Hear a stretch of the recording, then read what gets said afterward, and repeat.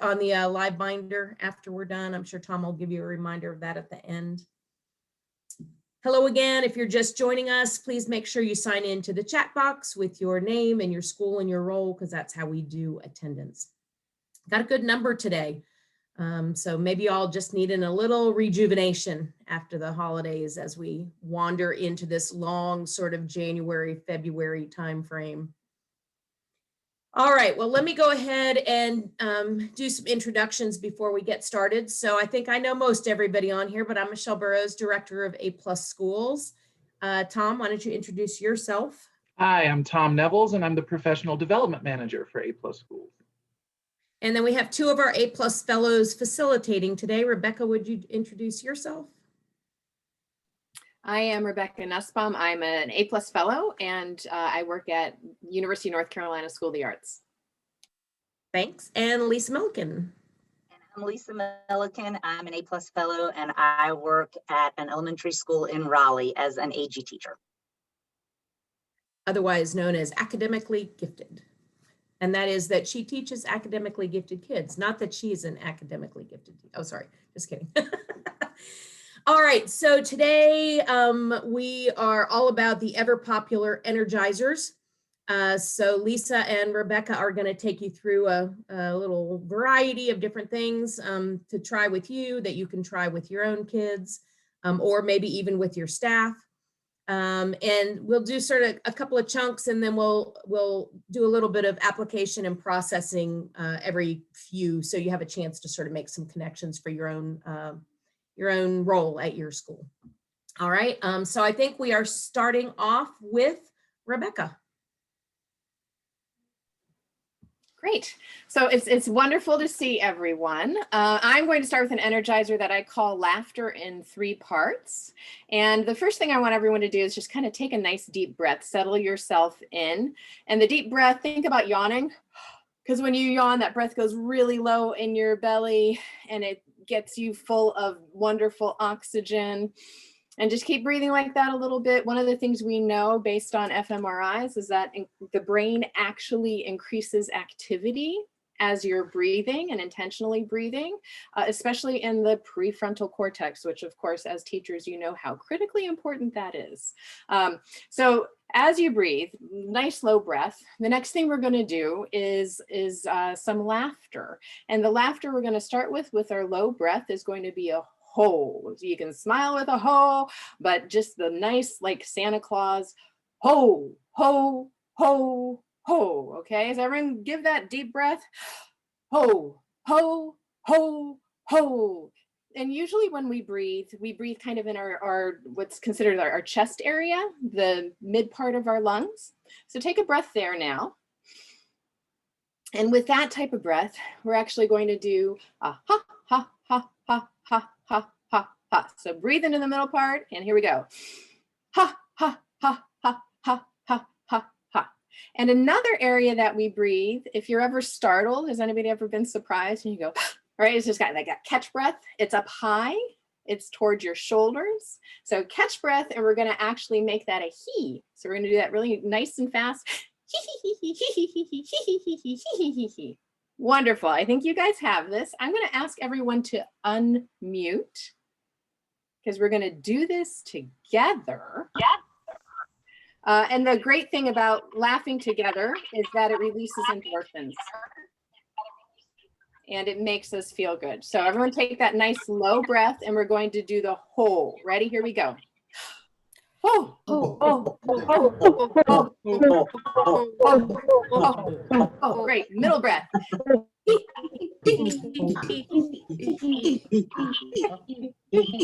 The top one.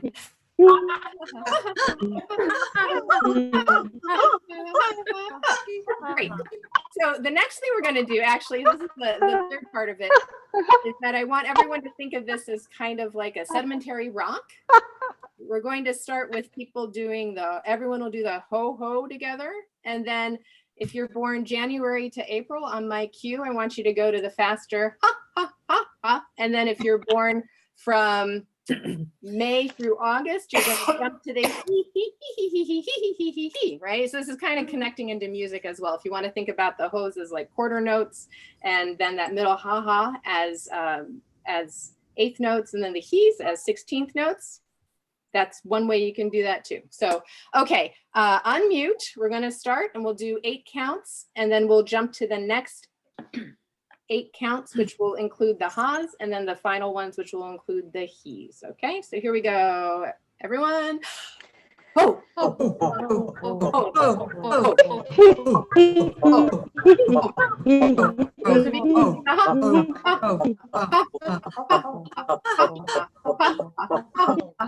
Here we go. Say the ho, ho, ho. And stop. Awesome. So do know that one of the things about laughter and getting your students to laugh is that it actually releases tension, and it's been shown to form social bonds, which right now I think is critically important and connects right back into all of our thinking around social emotional learning and really helping children through this complex time of COVID.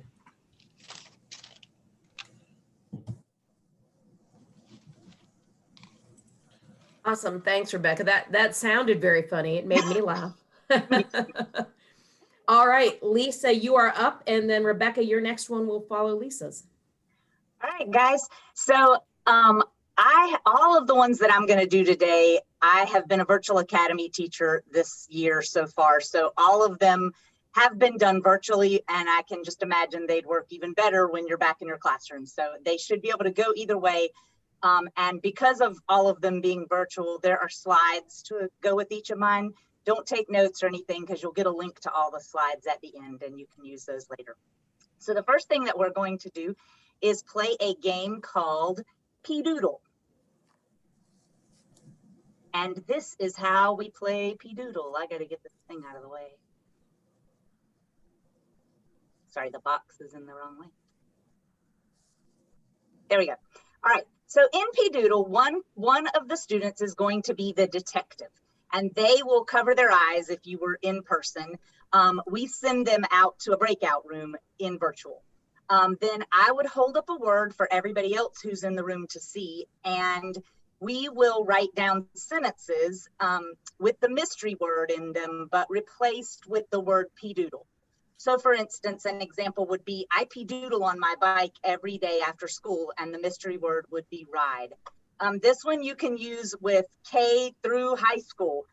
Just adjust your words accordingly. And this one is really good for getting kids to write sentences that have context clues in them, because they'll start out, especially the young ones, with things like, I like to P-Doodle, which could be 500 million things. So anyway, you can adjust according to your grade level. And do I have a volunteer who will be our detective? And Tom will send you out of the room. Tom, can you just choose somebody, call on somebody to be the detective and send them out for us? Sure thing. I think I saw a hand with Ms. Loop. So I'm going to pop you back into the waiting room for just a moment, and then we'll come and get you. Okay. All right. So everybody else get ready. Our first word is this. I want you to write a sentence that includes this word, but then I want you to cross the word out and write P-Doodle above it so you don't accidentally say the word. Remember, you're trying to give them really good clues as to what this word would be.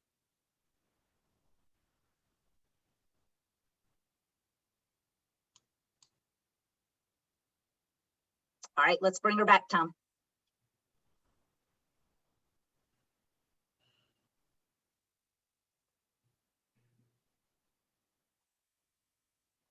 All right, welcome back.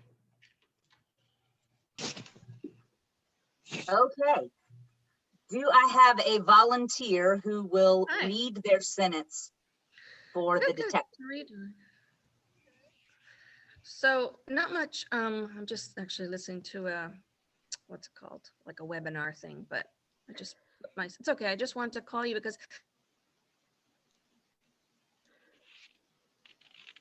All right, Tom, do you mind calling on somebody? I can only see a few of us while I have these slides up. Can't see everybody. Certainly. Someone to share their sentence. Joseph.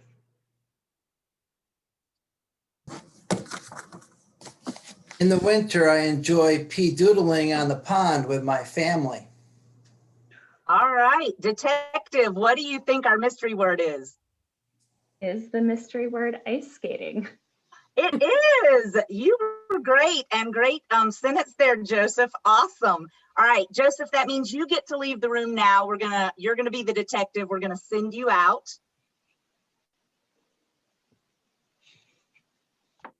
Lisa, if you really want to be a detective, you might have to stop sharing your slide when that person comes back in. Yeah, good. Thanks for that, Michelle. It's been a long online day already.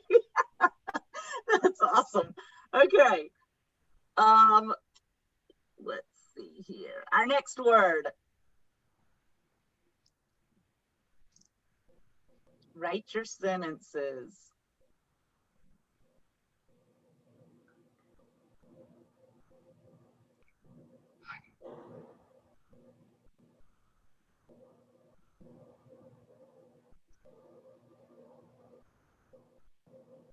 I will stop sharing and let's bring Joseph back.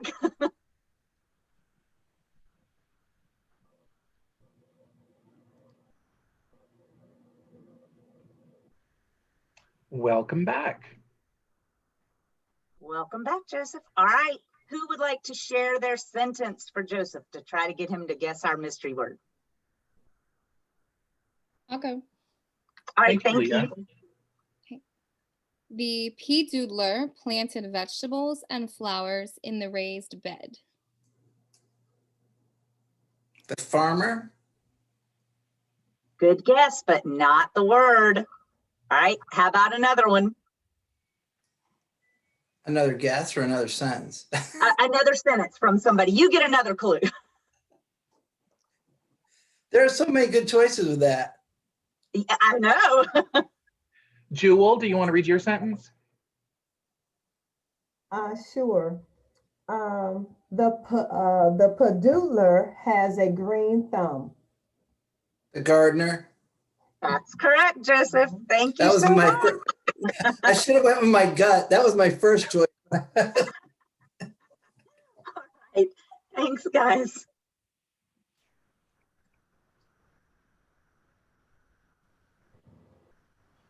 All right, Rebecca. Got it. Okay, so the next thing we're going to do is actually count to 10. And I trust everybody knows how to do that. And it sounds super duper easy.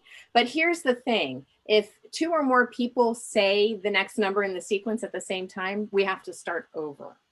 So if everyone would unmute, we are going to count from 1 to 10. And whomever wants to start may start. 1, 2, 3, Oh, okay, start over. 1, 4, Wait, we're back to 1. Not 1, 1, 2, 2, start over. 1, 2, 3, 3, Oh, start over. 1, 2, 3, Start over. 1, 2, 9. start over. 1, 10. 1, Start over. 1, Start over. 1, Start over. 1, 2,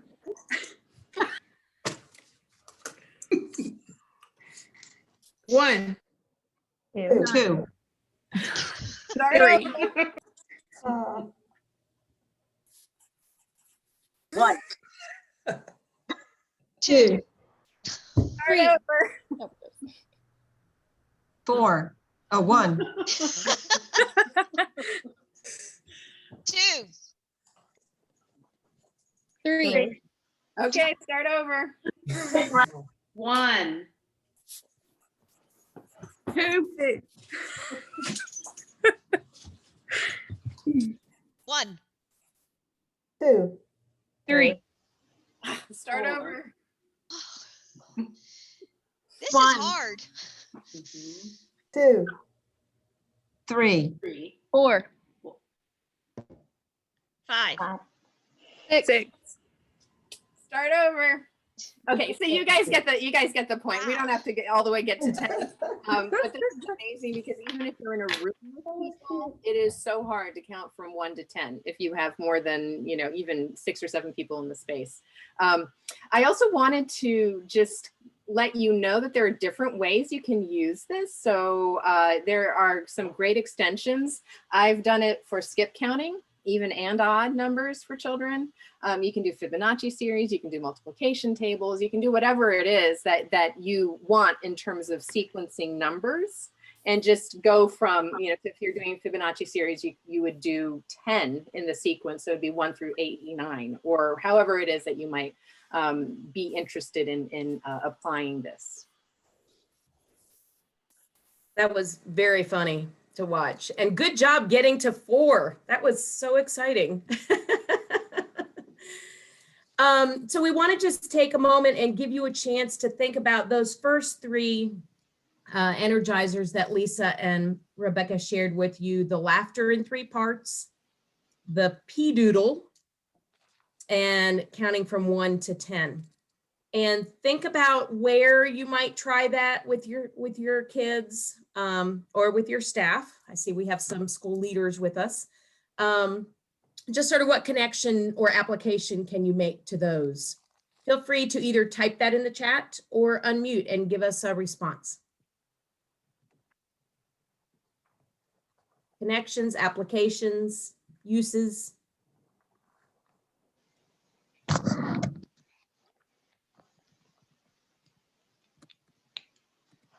I heard somebody unmute. Go for it.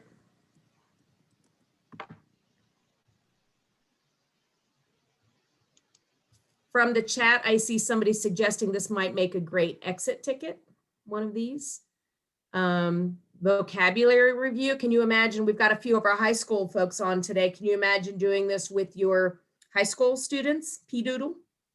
That would be fun. Sharing the laughter in 3 parts with the music teacher to help her do rhyming with her littles. I see some. Oh, go ahead, Brenda. Sorry, I would definitely use this like a brain break too, just to kind of break up the day. Something in there within the classroom. I'm already going to try this tomorrow, I think. Great. Laughing throughout the day is a really good thing, isn't it? Our kids really need that, especially now. All right. If you think of others, feel free to keep adding them in, and let's go on to answer with a yoga pose. Lisa, sounds interesting.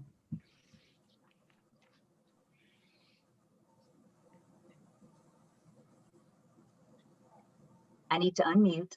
Answer with a yoga pose is exactly as it sounds. You do not use any words to answer the questions. You have to use a yoga pose. So there's several ways you could do this. You can modify it any way that you want to. Part of it is reading body language to see what other people are saying, so communicating through body language. But another part is just getting up and moving. So whether we can see everything you're doing or not, I'm going to ask you to stand and answer the questions.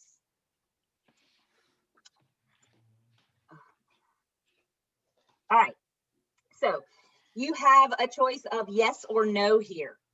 Tree pose if your answer is yes, and cobra if your answer is no. It has snowed at my house in 2021. Oh, jeez.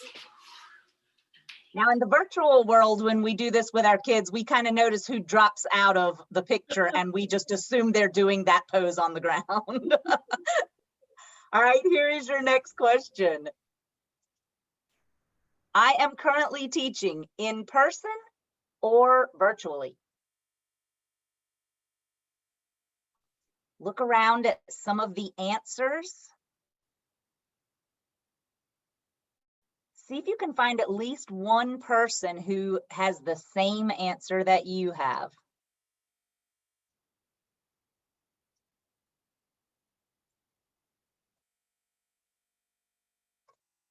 All right. I teach at the blank level, so you could do a multiple choice. I see elementary for Leslie. I see Brenda is elementary. I see some of you are indecisive, so you may need to transition from one to the next if you are at more than one place. Oh, good. I see some transition going on. Okay, so answer with a yoga pose. When we do this with the kids, I do not read the slides to them, so they have to just read the question and then they answer with the pose. You can do these for yes, no questions, this or that, multiple choice. You can use them with would you rather questions, and instead of the kids answering in another way, they just use the yoga choice pose. You can use them with opinions. You can do content specific questions. So you could use it as a review with your kids. You could use it as a pre-assessment, ask them some of the questions and see who thinks what. The very first thing you're going to want to do is to introduce and teach the poses.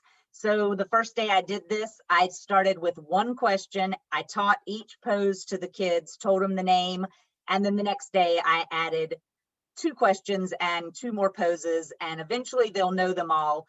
And especially with the older kids now, I'll just put up the name of the pose, not what it looks like.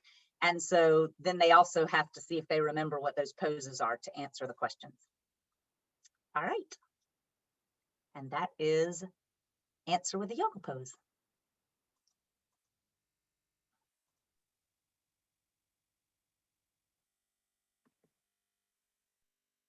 Thanks, Lisa. All right, Rebecca, you ready for cow, alien, tiger? Yes. So this is cow. Can everybody show me cow? It's like udders, right? Show me cow. This is alien. This is tiger. Okay, cow, alien, tiger. Okay, so when I count to 3, we're all gonna face away. When I count to 3, we'll all face our screen and show either a cow, an alien, or a tiger, okay? So everyone face away. 1, 2, 3. Great. So here's the next thing we're gonna do. We're gonna face away. I'll count to 3. We'll see everybody again. Our goal is to make it such that we're all either a cow, an alien, or a tiger. So everyone as one of those things, okay? So face away. 1, 2, 3. Face away. 1, 2, 3. Face away. 1, 2, 3. Face away. 1, 2, 3. I think I see an udder over here. Okay, face away. 1, 2, 3. So in the interest of time, you can keep doing this with your students, but there are also a lot of other things that you can do with this. It's just a 3. It's whatever you want to do with 3. So you can do like hear no evil, speak no evil, see no evil. You could do things that tie into your content. You could do the 3 different types of rocks or different types of landforms. There's just a lot of variety you can do there, consumer, producer, decomposer, and then you can ask them what would happen if everything was a decomposer, you know, what would the world look like? Those types of questions. So it can lead into the content that you're teaching as well. And I've done this actually with college students, and they really love it. So I think children like the opportunity to have a little bit of a break and to show and watch each other as well. So that is alien tiger. Yeah. What do you call that? Cow, alien, tiger.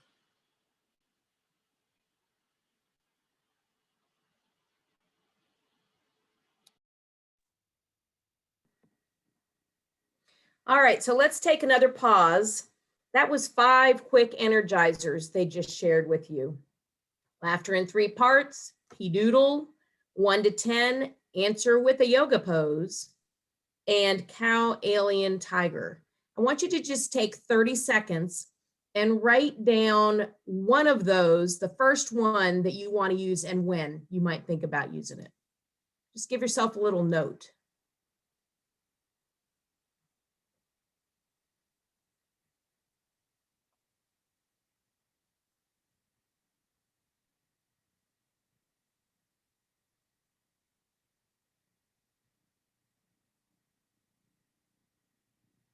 Everybody pick one. So let's just see where we fall elementary, middle to high. So if you are an elementary educator, give me hands up for which one you said you would use first. How many people picked laughter in 3 parts? Okay, a few hands there. P-Doodle. All right. How about the one counting 1 to 10 together? All right. And then how about answer with a yoga pose?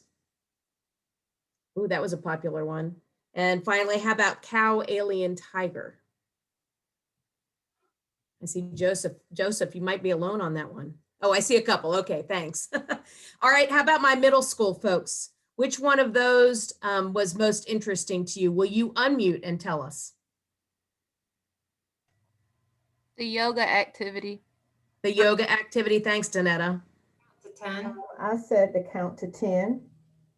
The count to 10. Was that you, Jewel? Thanks for Yes. sharing that. Count to 10. Count to 10. Thanks, Terry. That would be fun to do with your whole staff.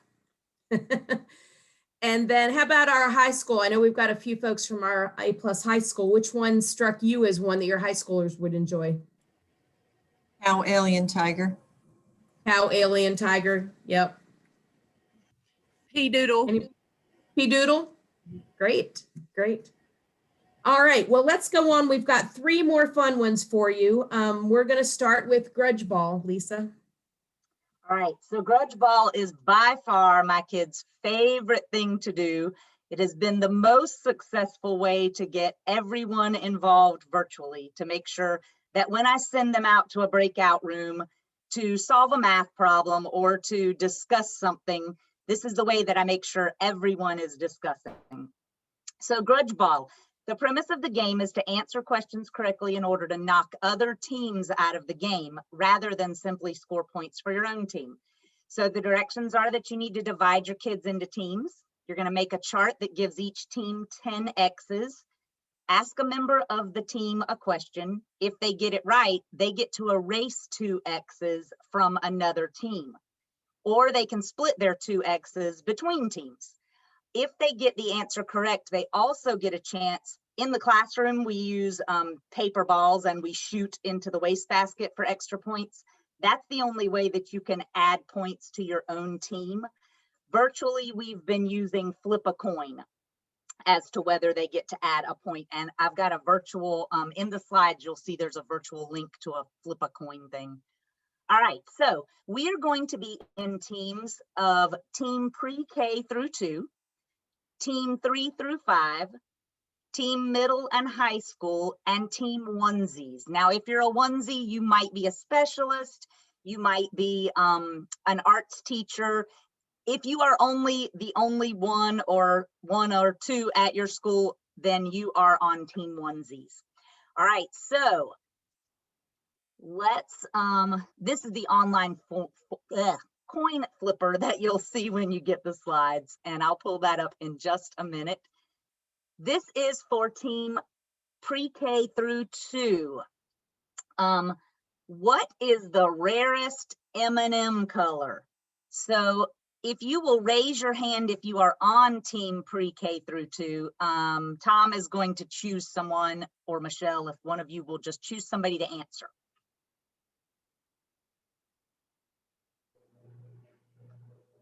I see Goldine's hand up. All right, what is your answer, Goldine? I think it's brown.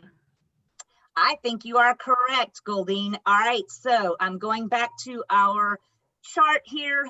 Who would you like to take those 2 X's from?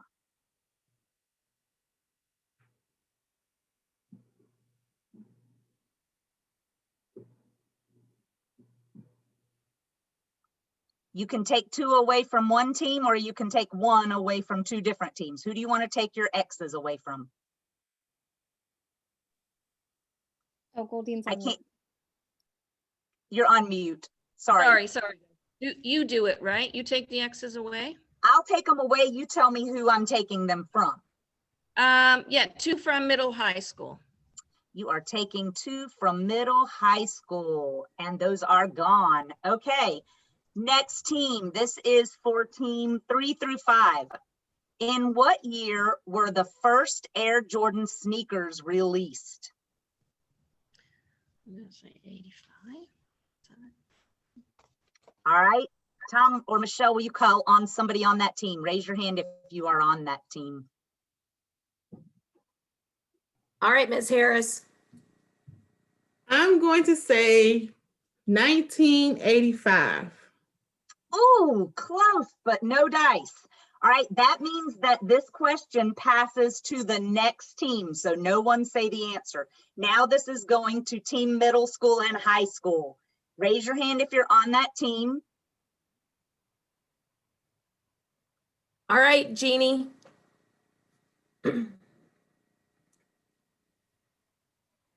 She's working to get off mute. And she's still muted. There you go. 83? What?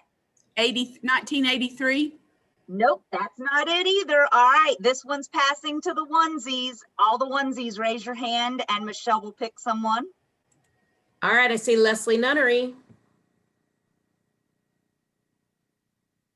How about 1986? No. All right, this one's going back to the pre-K group. Raise your hand if you're in that group, pre-K through 2. All right, how about Martha? You are muted. You guys never say that ever, do you? 1984. Oh, you 1984. got it. Okay, so who do you want to take those 2 points away from? Team 3 through 5. Team 3 through 5 is losing 2 points. All right, and we are going to give your team a chance because I forgot to do this last time.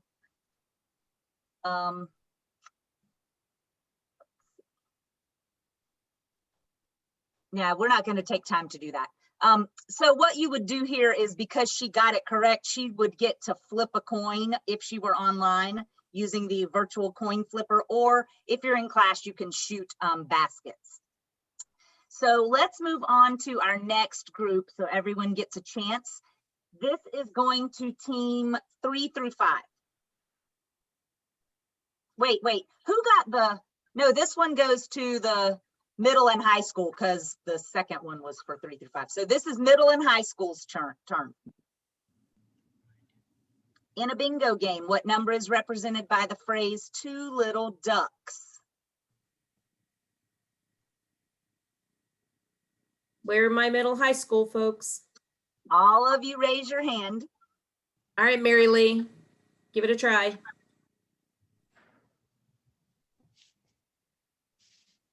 I don't hear you.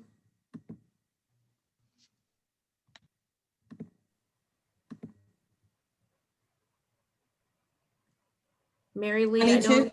22? Yes, you got it right. All right, who would you like to take those 2 points from? I can split them? You can split them, yes. 1 from pre-K and 1 from onesies. Very judicious of you. Yes, and then you would have a chance to either shoot or flip a coin in order to earn some extra points for your team. All right, last question, and this one is going to our onesies. All the onesies, raise your hand. According to Greek mythology, who was the first woman on Earth? Laura, did you have your hand up? Calling on you. I do not know. I don't have an answer. You want to just take a guess?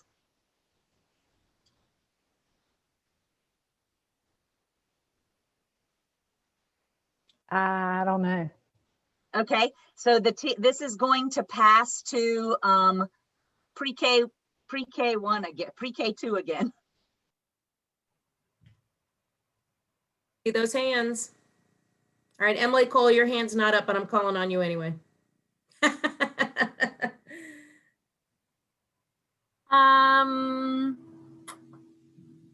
I would say maybe Pandora. You got it. All right, you guys are on fire today. Who are Good you job. taking those 2 points from? Let's take from 3-5. All right, so that is how grudge ball works. When you are doing grudge ball with your kids, you as the teacher are going to know what team they're on, and you guys were able to volunteer, but with the kids, they are not able to volunteer. If they are on that team, they're fair game and you can call on them. And that is how you make sure that everyone is participating. So you send them to their breakout room, they get to discuss their answer, and they better make sure everybody on that team knows the answer and can either explain it if it's a math problem or prove it. So that way everybody gets involved and they make sure that they're ready. We have played this where this game, so we ran out of time today. The points stay as they are. We've played this until, for 2 months with all kinds of things until there's one team left standing. And then there's usually some really great prize for that. But this one is, as I said, by far my kids' favorite thing and the best thing I've done virtually to get them all involved. All right, thanks. Great. So this next thing that we're going to do, I call Listen, Infer, and Wonder. And I will be playing a sound clip for you. And this is the way that I want you to kind of approach it is based on Lois Hetland's studio thinking. So when you're listening, you can put in the chat what you hear, but it has to literally be what you hear. No other information goes into it. What are those sounds, right? And then the next step after you hear the clip is that what are you inferring about what it is that you heard? And then the final part is what do you wonder? So I'm going to go ahead and hopefully your sound is loud enough. And I'm just going to play this. And again, put in the chat what it is that you hear.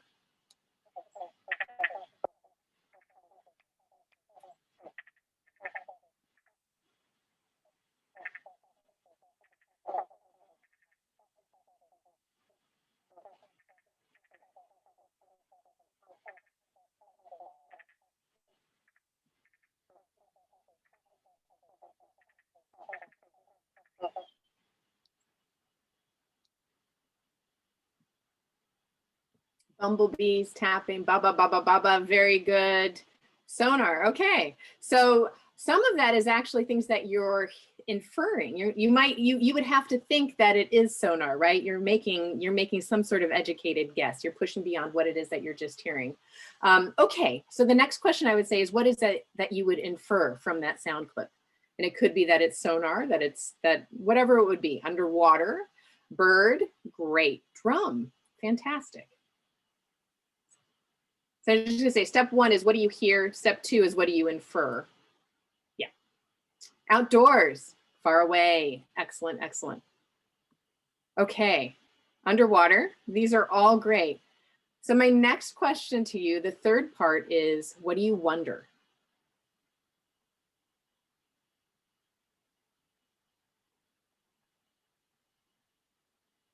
If the bird's okay. Where that sound came from. What is it? Okay, fantastic. So great. Yeah. Is it live? I'll tell you what it is, and I'll actually tell you also where I got it. It is a sound file of a Pobblebonk frog from Australia. And the British Library has a whole bunch of sound files of so many wonderful things. I had selected a number of them for you, but we're getting close to the end of our time. So that is the only one you're going to hear from the British Library. Our Library of Congress here in the US also has an amazing collection of sound files that you can share of so many different things. I'm going to quickly tell you the 2 things that I'm skipping. One is a typewriter. because a lot of children, and maybe even some of you, have never heard a typewriter, and it's actually a fascinating sound, especially if you get the paper going in. And the other that we're going to skip is a coal mine. So that gets into technology and old technology and so forth. But they literally, there are sounds of a coal mine at work. So the next thing I'm going to play from you is going to start now. And again, the first thing is, what is it that you hear, right? It's not inferring or wondering. It's just, what do you hear?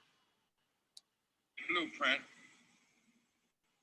must be a commitment to the eternal principles of beauty, love, and justice. Don't allow anybody to pull you so low as to make you hate them. Don't allow anybody to cause you to lose your self-respect to the point that you do not struggle for justice. However young you are, you have a responsibility to seek to make your nation a better nation in which to live. You have a responsibility to seek to make life better for everybody. And so you must be involved in the struggle for freedom and justice. Okay. Yes, you guys are great. MLK, one voice amplified with echo, great. This is fantastic. Emphasis, motivational speech, wonderful. What do you infer? Someone giving a speech to people who are going through a lot during the time the speech was given. Yes, great. Speaking to young people. Tyler West, do you know what this is from? Okay, because I'm gonna guess you might. Infer motivation, fantastic. So the last thing is, what do you wonder?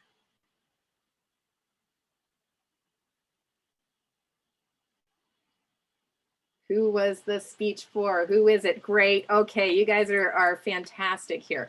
So this is a speech by Martin Luther King Jr. from 1967 to middle schoolers. And it's, what is your life's blueprint?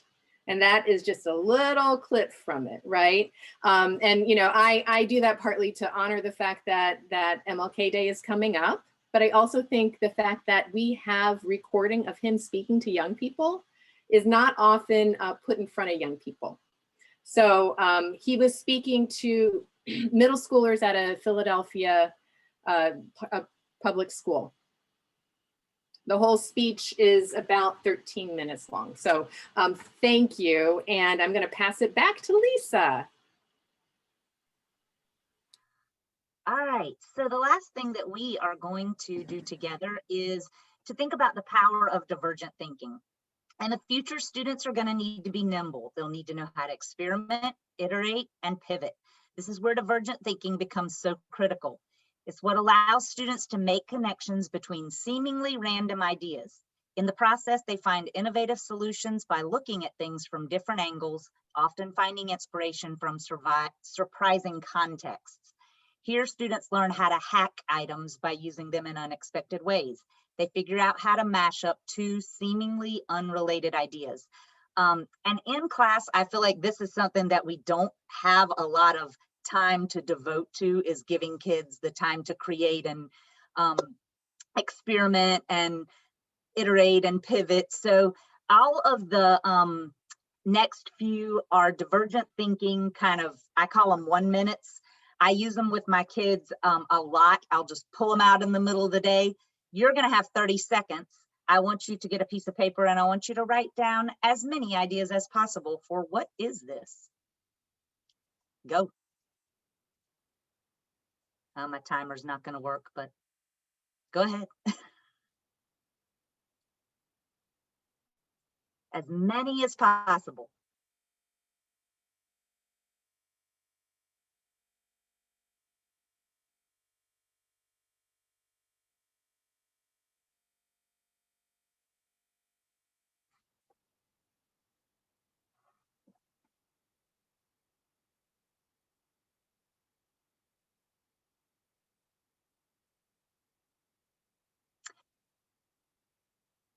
All right, so with the kids, one of the things that we are, oh, doggone thing. One of the things that we are most trying to get at is just sheer numbers. So they are trying to make their list as long as possible, because we're not assessing what these ideas are, whether they're good or bad.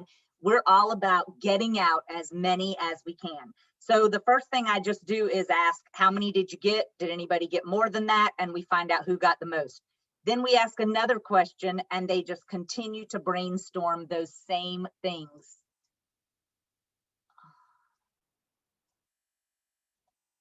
All right, just some other different, I'm just going to share the next few with you. You don't need to do it necessarily. Another good way for kids to think about this is, I keep hitting the wrong button. Sorry about that, y'all. To think of really good ideas is to think of some really bad ideas first. So when you look at this, make as long a list as possible about what will not happen next. And again, they would brainstorm, come up with as many as they can. Then we would go and try to come up with what is most likely to happen next. And the answers that you're going to get when you do that opposite thinking, it really, really affects the answers that they come up with. They come up with much better answers. Another idea is to take any two things. I use this slide a lot, just fill in those blanks. Name all the ways your blank is like a blank. So name all the ways that your desk is like a bird. This is a great way to get their minds going for doing metaphors and similes where they're having to compare things in different ways. This is a classic creativity problem. List as many uses as you can think of for a paperclip. Change that up, show them something else. List as many uses as you can for this thing. What if you had this thing and you put them together? What could you do with them? And another idea is make a list of all the things that would fit into this box. And sometimes I'll show them the actual container, or make a list as long as you can of all the things that will not fit into this box. So you can see you could come up with bazillions of these, but they're great 1-minute quickie energizers to get kids' brains going and to get them just thinking in a different way. All right.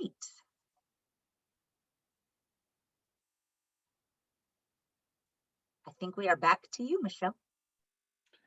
Thanks so much, Lisa. I don't know if Michelle was able to get back in or not. Her computer decided to restart right in the middle of class. That's never happened to any of you before, has it? Of course, Yeah. of course. So thank you to Rebecca, thank you to Lisa, and thank you to all our participants for coming and learning about some engaging energizers today. There will be a handout that describes all of these energizers, as well as a link to the slide deck that Lisa used for hers, posted on the A+ Live Binder.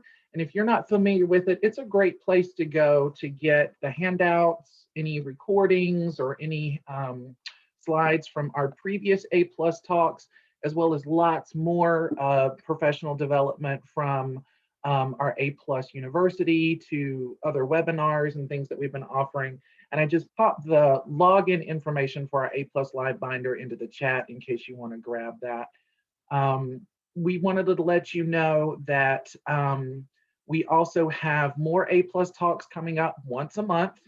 And the next A+ talk will be about curriculum, about how to pair standards and find great complements for arts and non-arts, how to align vertically and horizontally. And we're going to have a couple of fellows who will bring us some examples and some engagement about the topic of curriculum.